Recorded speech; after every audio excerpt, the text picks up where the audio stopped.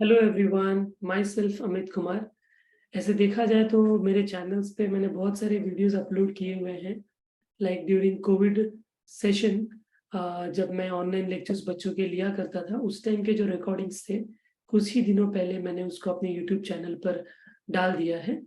But आज का ये जो सेशन है, जो 1-to-1 में आपके सामने लाइव आया हूँ, ये शायद ये मेरा फर्स्ट सेशन है जिससे मैं यूट्यूब लाइव आप सबके बीच में आया हूँ। आज का सेशन एक छोटा सा मैसेज देने के लिए, जो आज की स्टूडेंट्स कम्युनिटी है, वो चाहे 10th स्टैंडर्ड के बच्चे हो, 11th हो या 12th स्टैंडर्ड हो, उन सबको एक छोटा सा अच्छा सा मैसेज देने के लिए मैंने एक छोटी सी वीडियो बनाने की कोशिश कर रहा हूँ। जो भी बच्चे अभी किसी भी एंट्रेंस एग्जाम्स या किसी भी बोर्ड एग्जाम्स के लिए प्रिपेयर कर रहे हैं, चाहे आप 10th स्टैंडर्ड में जाने वाले हैं या 12th में जाने वाले हैं या किसी भी एंट्रेंस एग्जाम्स में जाने वाले हैं, बहुत बार ऐसा देखा गया है कि बच्चे अच्छा नहीं कर पाते क्योंकि वो अपने आप को अंडर एस्टिमेट करके रखते हैं। वो अपने आप को ऐसा सोचते हैं कि मुझसे नहीं हो पाएगा, राइट। अब ये तो सही बात है कि भाई प्रीलिम में अगर हमको मैथ्स में 60+ भी नहीं आए थे और फिर मैं सोचूं कि मुझे मैथ्स में 90 लाना है, तो डेफिनेटली मुझे लोग यही बोलेंगे कि भाई तू नहीं ला सकता। सो हम हमेशा अपने आप को अंडर एस्टिमेट करके रखते हैं। ऐसा जब मैं पढ़ता था तो हमारे टीचर्स बोला करते थे कि अल्बर्ट आइंस्टाइन, जिसको फादर ऑफ फिजिक्स बोला जाता है, he was able to ignite, और आई कैन से कि अपने ब्रेन के केवल 5% जो नॉलेज सेल्स है उसका ही यूज कर पाया। 95% सेल्स तो अनयूज्ड हो गए। बट वही 250 ग्राम का ब्रेन जो मिस्टर अल्बर्ट आइंस्टाइन के पास था, वही ब्रेन हमारे पास भी है। तो फिर हम क्यों नहीं ऐसा कुछ एक्स्ट्राऑर्डिनरी कर सकते हैं? तो बच्चों, आपको मैं ये बता दूं कि आप चाहे जो डिसाइड कर लो, आपने जो भी गोल नक्की कर लिया, एक बार वो फिक्स करने के बाद अगर आप उस पर कड़ी मेहनत करोगे, हार्ड वर्क करोगे, कंसिस्टेंटली उसके पीछे आप दौड़ोगे, तो डेफिनेटली आप उसको अचीव कर पाओगे। एक छोटा सा स्टोरी बताकर आपको ये जो never under estimate your self है, ये मैं आपको बताना चाहता हूँ। एक आपके जैसा ही 15-16 साल की उम्र का युवान जापान के एक छोटे से सिटी में रहा करता था। ऐसे तो फिजिकली परफेक्टली फाइन था, बट एक केवल उसको प्रॉब्लम थी कि उसको बचपन से ही राइट हैंड नहीं था। उसकी जो दाहिने हाथ थी वो नहीं थी। बट जब वो थोड़ा बड़ा हुआ और होश संभाला, तो उसके बहुत सारे फ्रेंड्स, जापान में जैसा कि ट्रेंड है, लोग सेल्फ डिफेंस के लिए जूडो, कराटे, ऐसे बहुत सारे एक्टिविटीज किया करते हैं। तो उसको भी बहुत मन हुआ करता था कि मुझे भी जूडो सीखना है। अभी दोस्तों, आप सबको मालूम होगा कि जूडो मतलब, आप अगर फिजिकली 100% फिट एंड फाइन हो, आपके दोनों पैर दोनों हाथ सही सलामत है, तो डेफिनेटली आप जूडो सीख सकते हो। बट आप इमेजिन कीजिए कि अगर किसी बच्चे का राइट हैंड ही नहीं हो, तो जूडो कैसे क्या सीख पाएगा? क्योंकि जूडो में तो फाइट करना है, किसी को उठा के गिराना है, उसको पकड़ के रखना है, तो डेफिनेटली उसमें हमारी हाथों की मदद तो जरूर होती है। बट उस बच्चे के अंदर एक बहुत फायर था, एक बहुत ऐसे बोलते ना पैशन था कि कुछ भी हो जाए मुझे जूडो सीखना है। जब उसने ये डिसाइड किया, तो डेफिनेटली अब जूडो के लिए तो उसको मास्टर्स लगेंगे, कोई तो उसको कोच चाहिए, कोई मेंटर चाहिए जो उसको ये जूडो सिखा सकता है। तो उस मेंटर के सर्च में वो पहले दिन निकला। अपने एरिया में, अपने आजू बाजू उसने देखा कि कोई ऐसा टीचर है, कोई मेंटर है जो मुझे जूडो सिखा सकता है। तो एक उसको मेंटर मिला जो जूडो सिखाते हैं, वो उनके पास गया, उनको अप्रोच किया और उनसे बोला कि mentor, teacher, I want to learn judo, will you teach me judo? अभी जैसे ही उस टीचर ने, उस ट्रेनर ने उस बच्चे को देखा, तो देखा अरे इस बच्चे की तो राइट हैंड ही नहीं है। अगर इसके राइट हैंड नहीं है तो ये जूडो कैसे सीख सकता है? तो उस ट्रेनर ने उसको सीधे सीधे ना बोल दिया कि बच्चा, आपको मैं जूडो नहीं सिखा सकता, I am sorry for that. वहां से वो बच्चा निराश होकर वापस घर पर आ गया। लेकिन जैसा मैंने बताया, उसके अंदर की आग थमी नहीं थी। वो अगले दिन फिर से निकला और फिर से एक अलग रास्ते पर एक अलग ट्रेनर की सर्च के लिए वो निकल पड़ा। फिर से वो दूसरे दिन एक नए ट्रेनर को मिला, उससे भी उसने वही अपने अपने सीखने का जो एक पैशन था उसके बारे में बताया कि मुझे किसी भी हालत में जूडो सीखना है। लेकिन अगेन उस मास्टर ने भी उसको वही जवाब दिया। उसके फिजिकल बॉडी को देखकर उस मास्टर ने भी उसको सिखाने के लिए ना कर दिया। ऐसे करते करते रोज वो यूथ, आपके जैसा यंग टैलेंटेड स्टूडेंट रोज निकल रहा था कि मुझे कोई ना कोई तो जूडो सिखा दे। पहले दिन, दूसरे दिन, तीसरे दिन, हफ्ते, 2 हफ्ते, it was almost a month. और पूरे 1 महीने से वो रोज किसी ना किसी ट्रेनर से मिल रहा है और हर जगह से उनको वही आंसर मिल रहा है कि सॉरी, हम आपको नहीं सिखा सकते। अगर हम अपने आप को इस युवान के जगह पर रखें, जब हम प्रैक्टिस करते हैं, पहली बार प्रैक्टिस किया नहीं आया, दूसरी बार प्रैक्टिस किया नहीं आया, तीसरी बार प्रैक्टिस किया नहीं आया, उसके बाद तो हम भी हार मान जाते हैं और हम बोलते हैं कि नहीं सर, अब हमसे नहीं होगा। नहीं, ये सर फिजिक्स के न्यूमेरिकल्स है ना, हमसे सॉल्व नहीं हो पाएंगे। सर एक केमिस्ट्री ऑफ कार्बन कंपाउंड है ना, ये मीथेन, ईथेन, प्रोपेन, ये सब मुझे समझ में नहीं आएगा, ये डेरिवेटिव इंटीग्रेशन मेरे बस की बात नहीं है। आप उस बच्चे की 1 महीने की प्यास को तो देखिए। पिछले 30 डेज से वो एवरी डे उसी पैशन के साथ, उसी एनर्जी के साथ एवरी डे वो बाहर निकल रहा है और वो टीचर के सर्च में है कि कोई तो मुझे सिखा दे। ये कोई केवल 1 महीने की स्टोरी नहीं थी। 1 महीना, 2 महीना, 3 महीना, इट वाज ऑलमोस्ट 6 मंथ्स। 6 महीने बीत चुके थे और 6 महीने के बाद भी उसको कोई ट्रेनर नहीं मिला, उसको कोई टीचर नहीं मिला जो उसको जूडो सिखा दे। हम तो 2-4 बार, 5 बार प्रैक्टिस करके ही बच्चे थक जाते हैं। 6-6 महीने अगर जिसने अपने डाल दिए जस्ट इसके लिए कि कोई तो उसको सिखाने के लिए मिल जाए, उससे हम अपने आप की परिस्थिति कंपेयर करें तो हम तो कुछ भी नहीं करते बच्चों।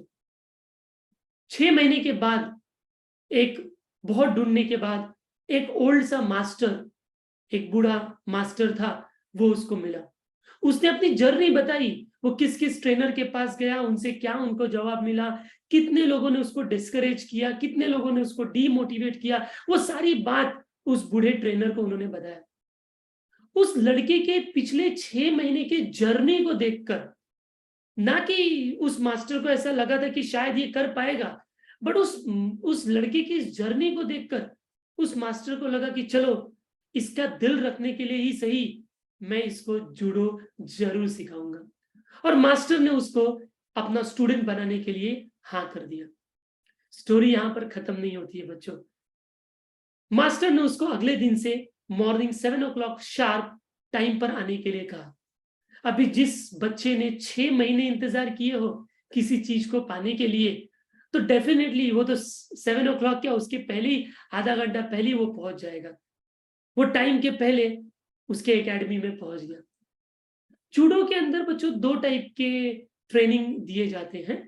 एक होता है अटैक और दूसरा होता है डिफेंस, कि आपको अटैक कैसे करना है, और फिर अगर कोई व्यक्ति आपके ऊपर अटैक करे तो उसको अपने आप को उस अटैक से कैसे बचाना है, उसको डिफेंस बोलते हैं। उस मास्टर ने उसको एक अटैक सिखाया और सिखाते समय ये बोला कि ये पूरे जूडो का सबसे इंपॉर्टेंट अटैक है, और अगर ये अटैक तूने सीख लिया तो डेफिनेटली एक ना एक दिन तू जूडो में सबसे नंबर 1 पे अव्वल आएगा। वो बच्चा बहुत ही खुश हो गया। अभी जिसको 6 महीने के बाद अगर पानी मिला हो, ऐसा प्यासा व्यक्ति हो, तो वो तो जैसी पहला उसने टेक्निक सीखा अटैक का, वो तो उसको पहली बार में ही समझ में आ गया। उसने उसको 2 से 3 बार, 3 घंटे के सेशन में बहुत बार उसने उससे प्रैक्टिस किया और उस एक अटैक पे उसने मास्टरी कर लिया।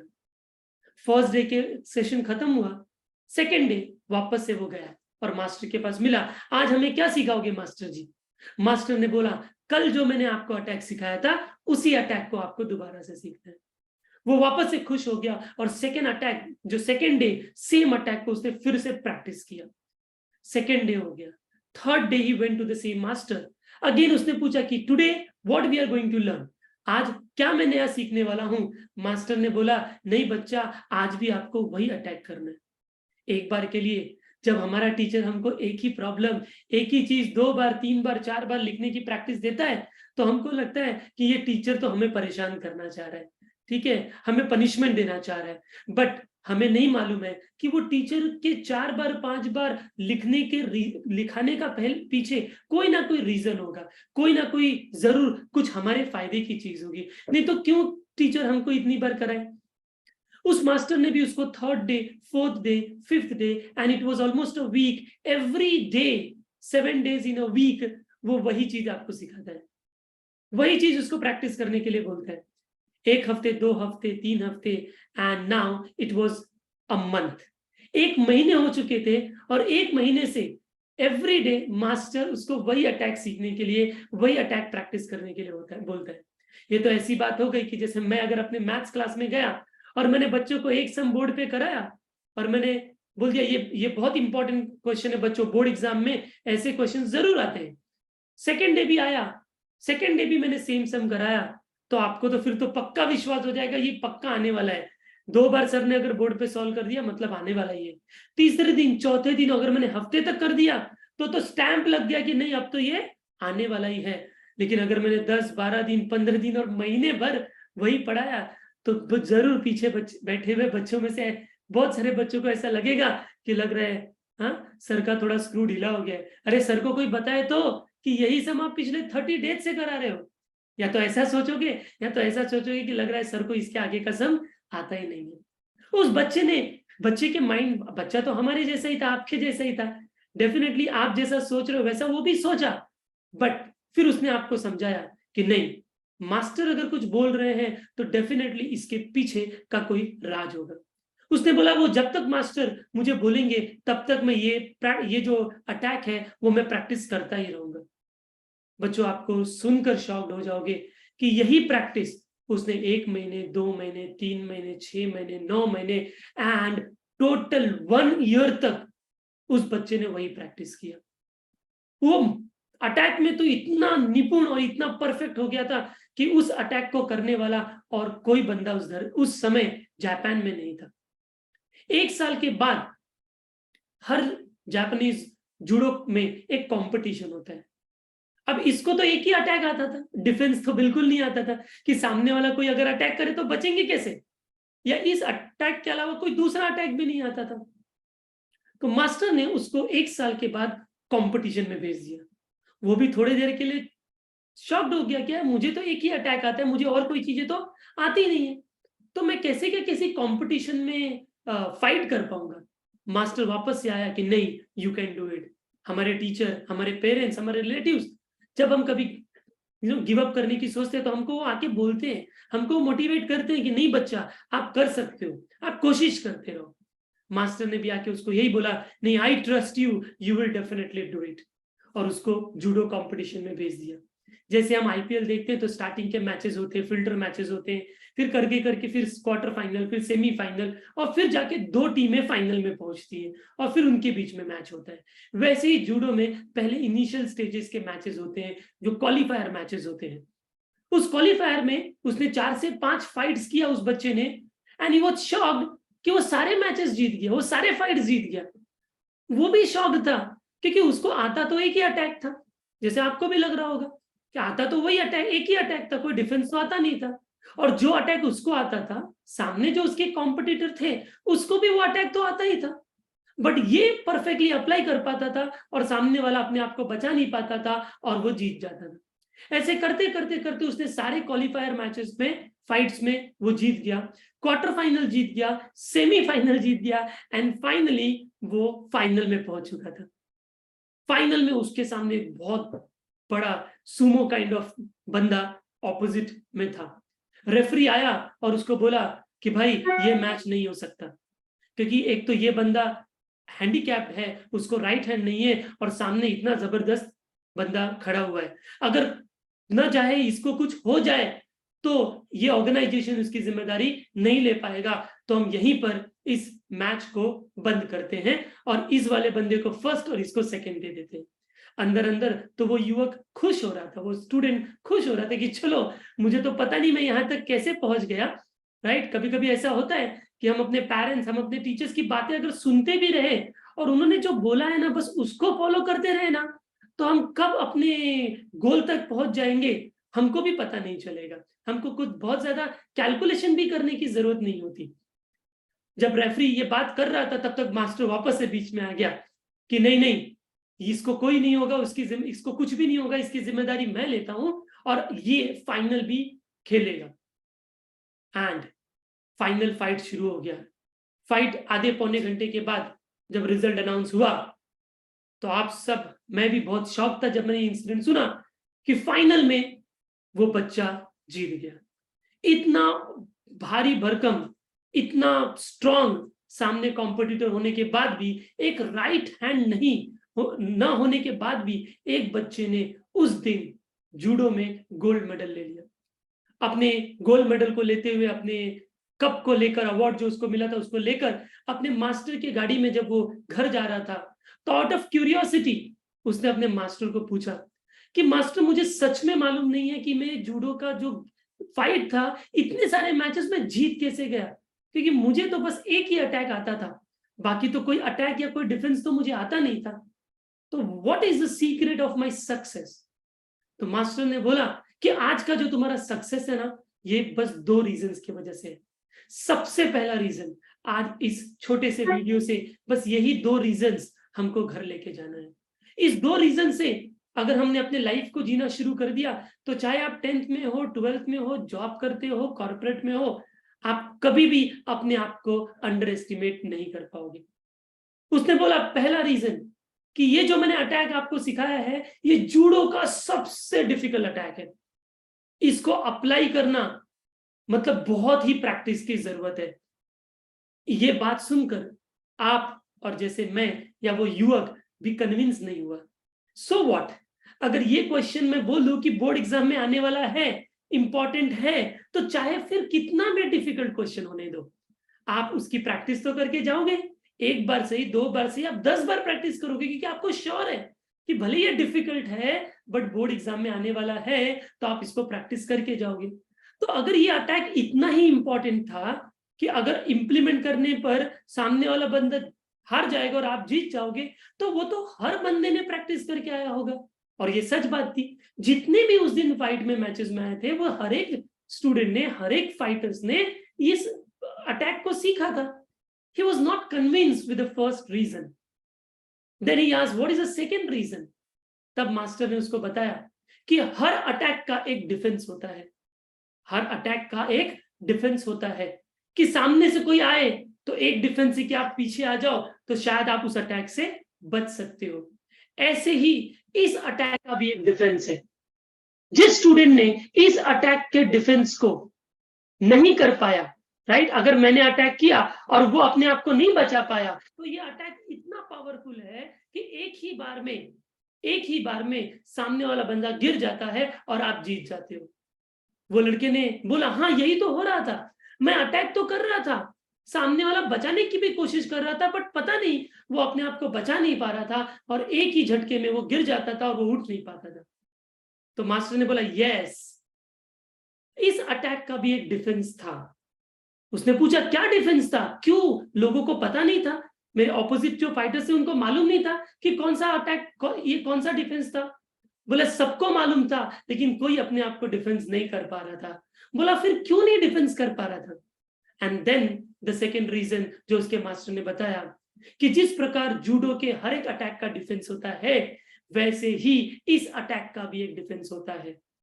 इस अटैक का डिफेंस का रूल है कि अगर किसी भी व्यक्ति को इस अटैक से बचना है तो ही कैन सेव हिमसेल्फ, वो अपने आप को बचा सकता है by holding your right hand, तुम्हारे दाहिने हाथ को पकड़कर, जो आपके पास था ही नहीं।